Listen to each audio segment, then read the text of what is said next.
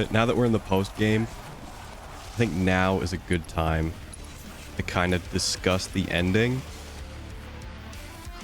and how I feel about it, where I think it could go, what I kind of got from it. So I think we should start talking about Remake before Rebirth. When we beat Sephiroth, we cut to Zack, and it was alluding to an alternate universe, alternate timeline, where Zack is still alive.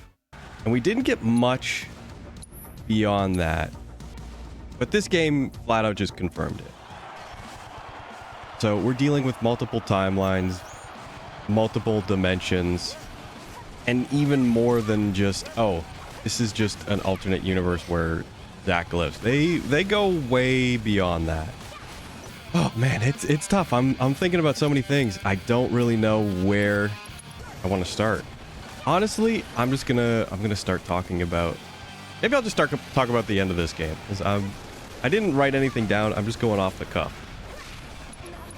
because it's like all I can think about when playing this game now. I think we should start at the Aerith scene, the Aerith death scene, because I think this is one that most people maybe are like it's conclusive or it's not conclusive. I think it's the big what is going on question, because we got the scene of Cloud saving Aerith where he blocks the sword, and then it cuts to the scene. And I was watching other people talk about it, because I was like, okay, it's just like an alternate scene or an alternate universe. We've got that explained, that there's multiple universes going on. And we've had it explained that, you know, any choice creates like a parallel. We had the second Zack who went to go see Biggs. And even a third Zack who had maybe not made a choice. I forgot about that one, but rewatching the ending, I realized that that was the one I think we were fighting with. I said it was maybe the Biggs one. I think it's the third one that joined us in the last battle. And from that scene, obviously, you know, we got the Sephiroth fight. Everyone joining in, and it kind of gets crazy. And sort of post Sephiroth fight, right before the credits, you know, we see everyone, they're sad, and it's very clear that Cloud is the only one who can see Aerith. That's evident. So Cloud can see Aerith, he's talking to her. He can also see the rift in the sky.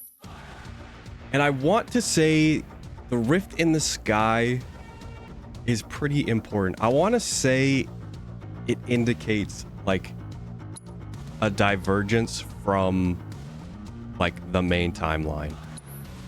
I don't think it has anything to do with the world ending. I think it has more to do with alternate timelines. And something that I think is more of not like a bait, but it's throwing you for a loop, I think, is the clear materia. I think they want you to think that that is a marker for the remake verse.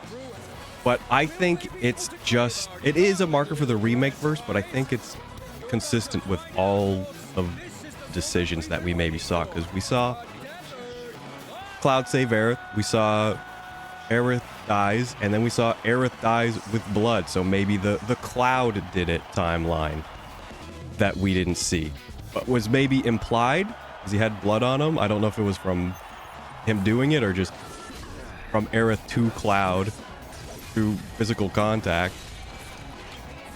That was a weird way to say that. But I want to say, like,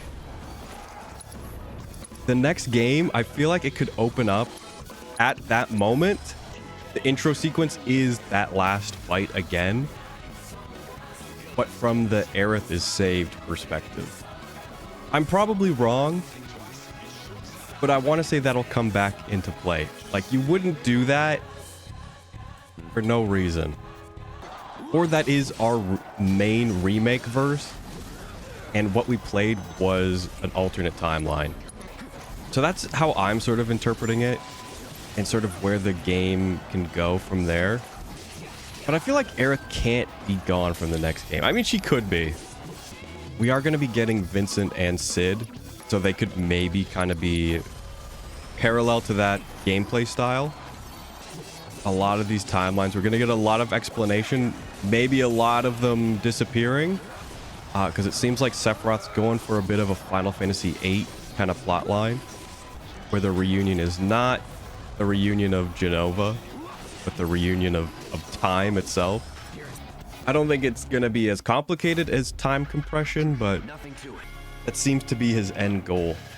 And even if I'm just like completely throwing stuff out, like we'll play a game where Aerith is with us, she's not gone. There's still the Zack verse, which will 100% be important. We don't have a conclusion to Zack in the Shinra building, which could be the opening. It could open there again. We could have another Zack opening. And it is also shown that you can travel. Like, Sephiroth's been doing it. So you can travel through dimensions or timelines. Maybe only as yourself. Sephiroth seems to be only able to travel to other, like, robed figures. Or soldiers. Probably because of Genova cells. Very likely the conclusion there. So we could have Aerith show up from the other timeline back into ours at some point, maybe just at the finale, but maybe some point early on. And honestly, I feel like we could have a timeline where Cloud becomes a villain. We did have the little, not like flashback, but like vision, I guess, of, you know, Cloud just fully taken over. Well, not taken over, but like as a robed figure. Don't know why I'm referring to them as robed figures, but I guess that's what I'm calling them.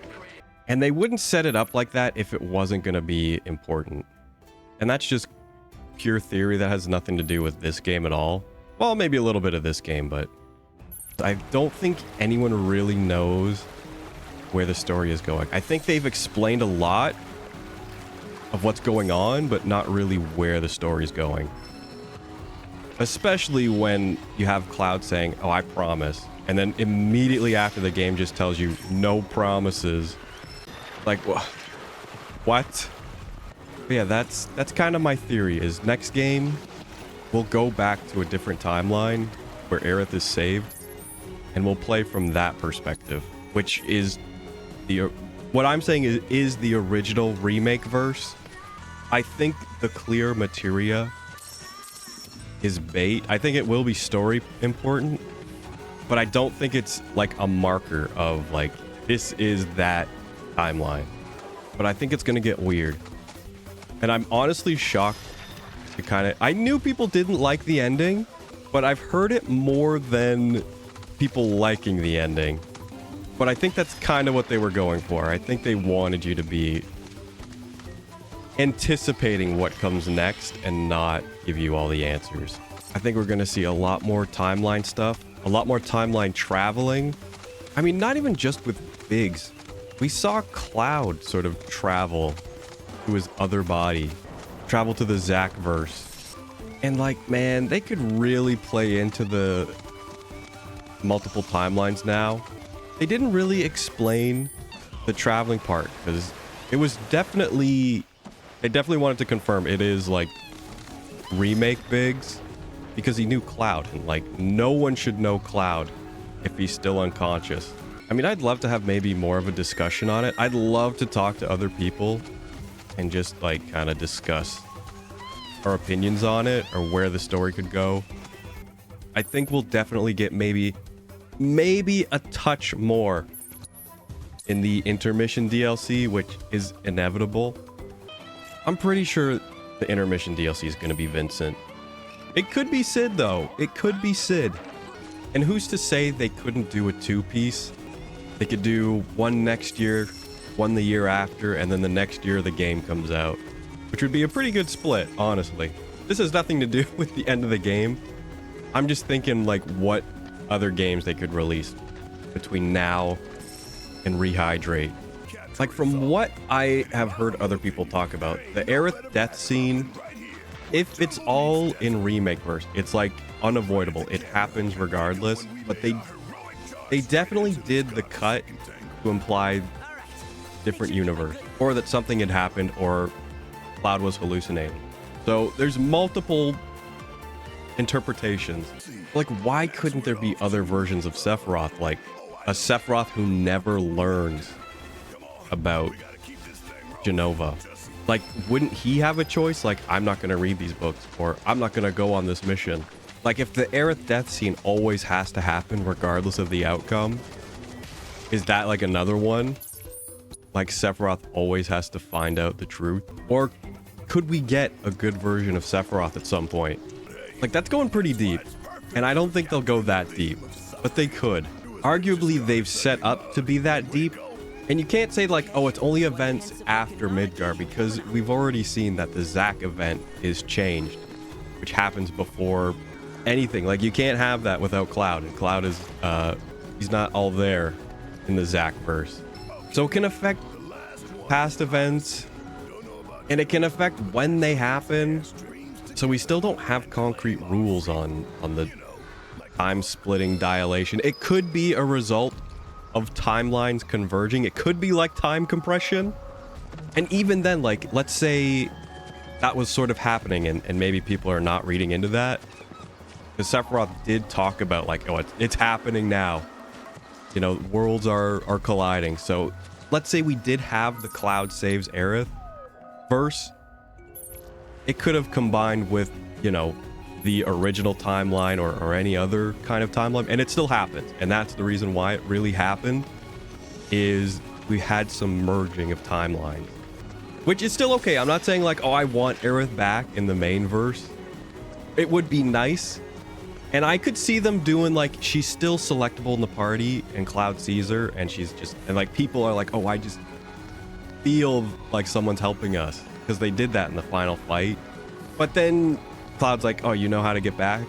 He's like, yeah. So I don't think she's gonna be in the next one. It's very likely she's not, at least in main verse or remake verse.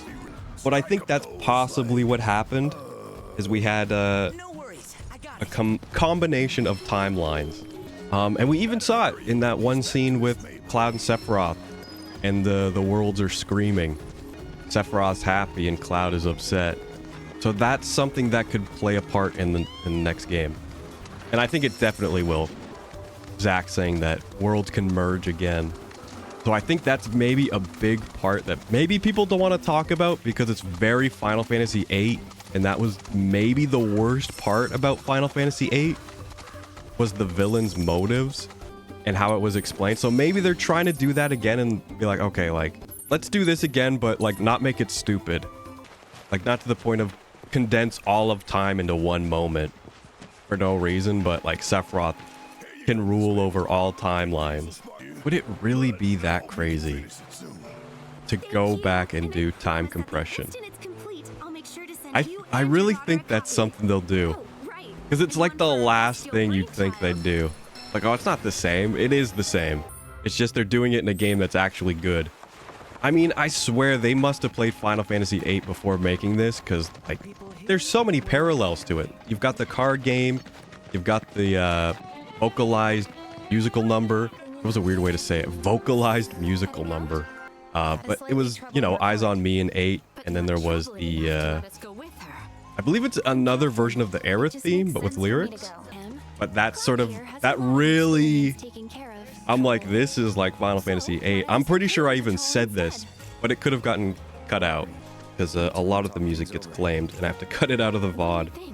And then, like, time compression at the end, like, they put Final Fantasy VIII, Final Fantasy VII, and that is something maybe people don't want to hear. I don't want to hear it, I'm the one saying it. But I don't think the main issue with 8 is the story. Well, it is a little bit. The story is one part of the problem. The biggest part of the problem is draw and junction. I know that's two things, but they're one and the same. And I mean, you could argue that I'm drawing these items off of the floor and junctioning them together to make other items. Have I truly lost my mind? Has this game made me lose my mind? And I can't be the only one thinking this.